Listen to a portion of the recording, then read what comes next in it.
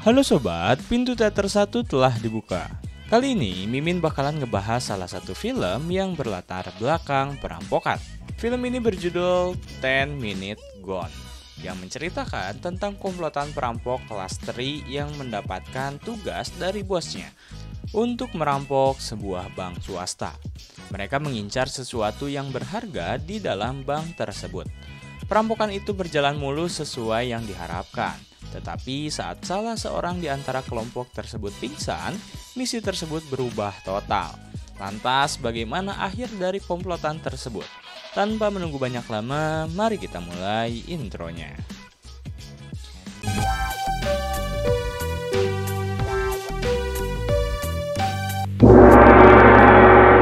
Ini dimulai di sebuah ruangan di mana kita diperkenalkan dengan si Rex. Rex merupakan seorang bos mafia. Di sini kita diperlihatkan juga dengan bos mafia lain yang bernama Richard. Richard memberikan tugas kepada Rex untuk mengambil sebuah kotak hitam yang berisi sebuah barang yang sangat berharga. Barang tersebut berada di sebuah bank swasta di tengah kota. Richard pun berterus terang jika tugas ini merupakan tugas yang diberikan oleh bosnya Richard kepada Rex. Scene berganti di sebuah ruangan di mana Rex mengumpulkan kawan-kawan untuk memperkuat aksinya. Orang pertama adalah Griffin. Ia merupakan hacker handal yang ditugaskan untuk meretas keamanan di bank. Selanjutnya yang kedua ada duo berbahaya, yakni Marcel dan Dexter. Mereka merupakan seorang mantan militer yang sudah terbiasa berhadapan dalam situasi yang genting. Dijamin bakal aman. Selanjutnya lagi ada Frank dan Joe. Mereka adalah kakak beradik yang solid dan merupakan seorang perampok kelas 1. Pekerjaan itu tentunya sangat cocok untuk mereka. Di sini kita diceritakan juga bahwa Frank adalah seorang abang-abang jago yang ahli dalam teknik kunci. Satu negara mengenalnya karena kepiawaian dirinya itu. Catat, ia tak pernah gagal dalam aksinya membobol sebuah kunci. Sedangkan adiknya si Joe, ia baru saja keluar dari hotel Prodeo pada beberapa bulan yang lalu. Si Joe ini kemarin didakwa karena kasus perampokan juga. Kakak beradik ini memang the real partner in crime. Frank pun berhasil mengumpulkan mereka dan segera memulai rapat plenonya di sebuah kedai kopi. Kedai kopi tersebut kepunyaan si Claire, pacarnya si Joe. Rapat pun dimulai untuk memantapkan strategi dengan terstruktur agar manjur. Frank memberi instruksi jika perampokan ini harus bisa beres di bawah 10 menit. Karena jika lebih dari itu, maka polisi akan mengepung mereka. Di sisi lain kita diperlihatkan dengan seorang wanita yang agak tengil. Perempuan itu bernama Ivory. Seorang tangan kanannya si Rex yang bertugas sebagai narahubung di lokasi kejadian antara Rex dan Frank. Scene berganti keesokan harinya yang sedang cerah di mana kelompok perampok itu sudah tiba di parkiran bank. Kita diperlihatkan dengan seorang Griffin yang tampak rapi langsung memulai aksi dengan memasuki bank swasta itu. Di sisi lain Marcel dan Dexter pun ikut masuk menyusul si Griffin. Mereka pun langsung melancarkan aksinya dengan menodongkan senjata ke arah pengunjung dan pegawai bank. Griffin pergi ke sebuah ruangan untuk mematikan alarm tanda bahaya. Setelah selesai mematikannya, duo kakak adik Frank dan Joe telah tiba di sana. Mereka langsung mengerjakan bagian tugasnya, yakni membobol sebuah brankas bank. Namanya juga abang-abang jago. Frank berhasil membuka brankas itu dengan sangat cepat dan terlihat mudah. Frank menghampiri kotak hitam tujuannya itu dan langsung membuka isinya. Namun tiba-tiba nih, tak disangka alarm tanda bahaya itu berbunyi. Mendengar alarm tersebut, polisi bergegas pergi dan langsung mengepung bank tersebut yang berisi Rex dan kawan-kawan. Alhasil untuk mempertahankan diri mereka terpaksa harus adu tembak dengan para polisi. Sementara itu, Frank dan Joe malah memilih kabur lewat pintu belakang. Marcel dan seorang bernama Baxter pun lolos untuk kabur setelah pertarungan adu tembak dengan polisi. Griffin malah hilang entah kemana pada insiden itu. Scene berganti, kita diperlihatkan di mana Frank dan Joe sedang berjalan menuju mobil cadangannya yang sedang diparkirkan. Namun tiba-tiba nih kepala bagian belakang si Frank ada yang memukul oleh seseorang yang tidak dikenal. Frank pun jatuh tersungkur tak sadarkan diri. Beberapa menit kemudian Frank mulai tersadar dari pingsannya. Namun betapa terkejutnya dirinya setelah melihat adiknya. Joe sudah mati di sampingnya. Barang berharga yang telah dicuri dengan mudah hilang juga dengan mudah. Barang berharga yang telah dicuri dengan mudah hilang juga dengan mudah. Frank langsung meninggalkan bank tersebut dan pergi pulang menuju rumahnya. Kemudian, scene berganti di mana Frank sudah sampai di rumahnya. Frank langsung mencoba menghubungi Rex via telepon. Frank mengisahkan tentang yang terjadi kepada dirinya dan juga kematian adiknya, Joe. Ia juga kemudian mulai suuzon jika ada yang telah menjebaknya sampai seperti ini. Mendengar hal itu, Rex tidak percaya dengan omongan Frank dan menganggap dirinya kebanyakan alasan bualan. Rex dan Richard malah lebih mengkhawatirkan keberadaan kotak hitam berharga itu. Frank kembali menjelaskan jika dirinya akan melakukan pelacakan terhadap keberadaan kotak hitam tersebut. Juga akan mencari seseorang yang telah menjebaknya. Sekilas info, semua para perampok tersebut belum mengetahui sesuatu di balik kotak hitam itu. Isi tersebut masih dirahasiakan oleh bosnya si Richard.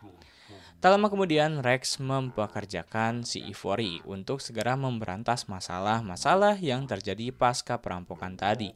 Selain itu, kita diperlihatkan dengan Richard yang hanya ngomel dan tetap bersikeras kepada si Rex agar kotak hitam yang dicuri harus sudah segera sampai kepada dirinya. Richard malah menjelaskan bahwa bukan kita-kita saja yang mengincar kotak hitam itu, namun seluruh lembaga penegak hukum Amerika juga ingin menguasai benda berharga itu. Kemudian scene berganti di mana Frank sedang dalam perjalanan menuju kafenya si Claire. Di sana ia menceritakan bahwa adiknya Joe sudah meregang nyawa saat aksi perampokan. Selain itu, Frank menyuruh Claire untuk mengamankan diri dan pergi dari kafenya. Perintahnya itu adalah wasiat dari si Joe untuk melindungi Claire jika dirinya telah tiada karena gugur dalam perampokan. Frank kembali mengisahkan bahwa ada yang menjebak dirinya. Frank curiga terhadap teman-temannya. Ia malah sujon kepada si militer Marcel dan Baxter. Di tengah perbincangan tersebut, tiba-tiba saja Ivory datang ke kafenya Claire. Frank dan Claire pun langsung pergi melarikan diri seraya kedatangan Ivory.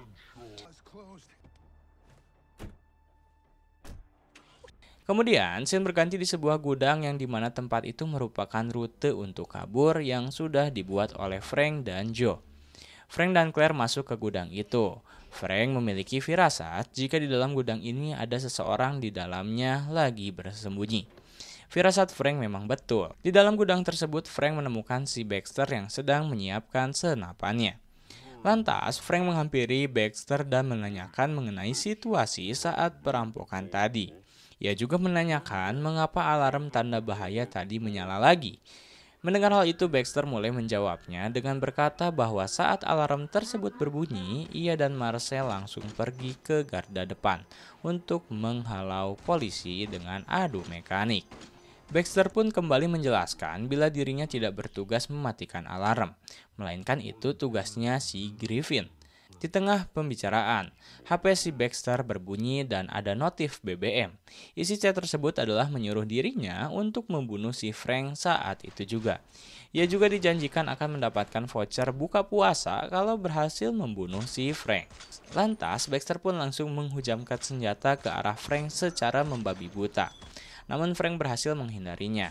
Baku tembak antara Baxter dan Frank pun terjadi. Di sini kita diperlihatkan jika Baxter berhasil menyekap si Claire. Saat itu juga, Frank dari arah bawah berhasil menyarangkan peluru ke kakinya si Baxter. Dan ia pun tumbang. Frank pun menghampiri si Baxter. Ia langsung menyodorkan pertanyaan tentang keberadaan si Marcel dan si Griffin. Bukannya menjawab, si Baxter malah curi-curi kesempatan untuk mengambil pistol si Frank.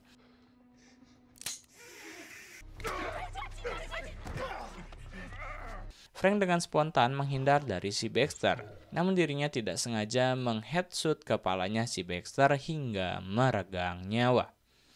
Kemudian scene berganti di sebuah gedung markasnya si Rex, di mana si Richard memberitahu isi kotak hitam itu kepada si Frank, bahwa barang berharga itu merupakan sebongkah berlian mentah yang memiliki nominal sebesar 30 juta dolar. Berlian itu ternyata sudah tinggal di berangkas selama 12 tahun. Berlian tersebut merupakan kepunyaan dari bosnya si Richard. Bos ini merupakan seseorang yang terkenal karena berhasil memiliki berlian bernilai fantastis di dunia. Bosnya kini sedang berada di luar negeri. Richard masih bercerita pada momen di mana berlian tersebut telah diantarkan untuk disimpan di brankas bank. Tiba-tiba penadah berlian itu lantas dibunuh oleh bosnya si Richard. Hal tersebut dilakukannya sebagai buntut pengusiran jejaknya. 12 tahun kemudian, bosnya ini menyuruh Richard untuk membawakannya berlian yang ada di bank itu. Frank lantas membawa pergi Claire ke suatu tempat dicurigai ada si Marcel di sana. Sampai di tempat yang dituju, Frank masuk ke sebuah rumah dan akhirnya bertemu dengan si Marcel. Ia kembali melontarkan pertanyaan tentang di mana keberadaan si Griffin. Mendengar hal tersebut, ia berterus terang jika dirinya tak tahu-menahu mengenai masalah yang terjadi pada saat itu. Dirinya dan si Baxter hanya fokus sesuai tugas yang diberikan. Marcel malah menyuruh Frank untuk bertanya kepada si Griffin biar jelas. Raut wajahnya mulai kesal karena merasa telah dipermainkan. Tanpa basa-basi, Frank langsung membabi buta menembaki orang-orang di sana. Frank langsung lari ke arah mobil dan langsung tancap gas bersama si Claire. Saat Marcel bangkit dan akan segera pergi dari tempat itu, ia dikejutkan dengan kehadiran si Ivory. Ivory lantas menembaki kawannya yang masih hidup. Juga tak lupa Marcel pun tewas di tangannya Ivory. Ivory pun membakar tempat itu untuk menghilangkan jejak. Scene berganti di mana kita diperlihatkan dengan Rex yang sedang panik karena misinya ternyata di luar rencananya. Tiba-tiba saja nih Rex menerima panggilan dari tukang teror minta pulsa kalau dirinya menyimpan berlian dari kotak hitam yang telah hilang.